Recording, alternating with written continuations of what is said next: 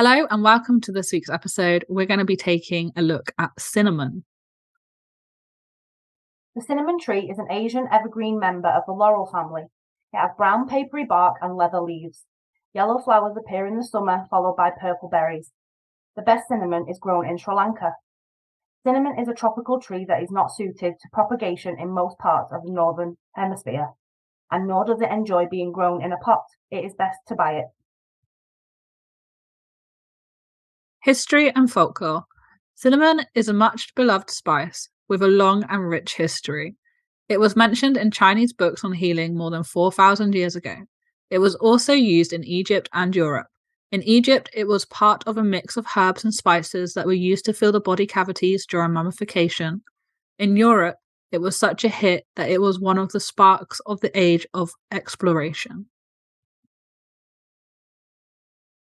Harvesting and storage.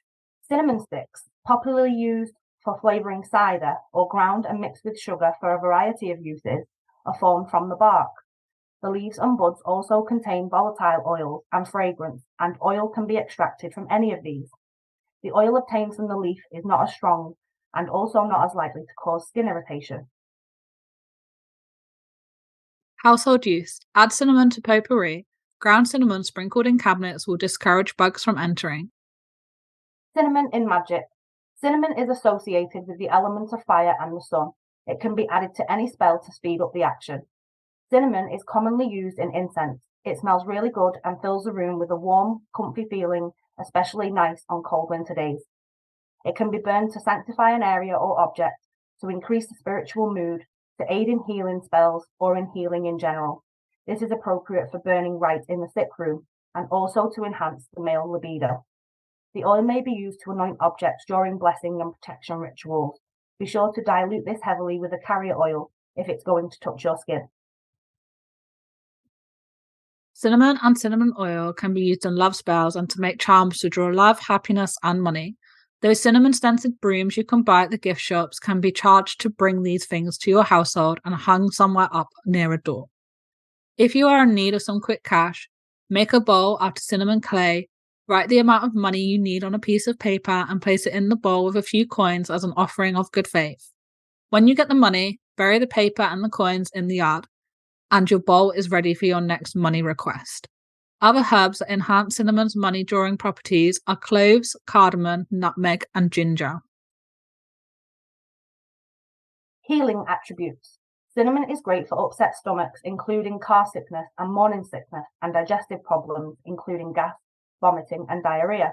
However, women who are pregnant should not ingest larger amounts of cinnamon as it can endanger the pregnancy.